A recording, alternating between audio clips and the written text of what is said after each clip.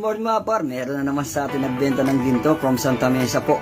Ngayon po, uriin na po natin. Huwag na natin patagan. Let's go!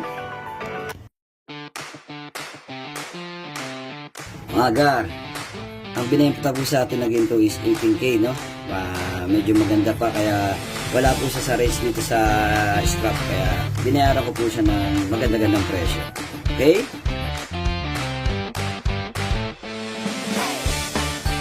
Kuya, pangalawang beses na nagbenta. Yan. Batang Santa Mesa. Pangalawa, nakalima ka. Boss, legit ba kuya Aloy mo? Legit na legit, si Boss Kaloy. Sesipa muna tayo mga kan. Mga batang 90s dyan. Shoutout sa mga batang 90s dyan.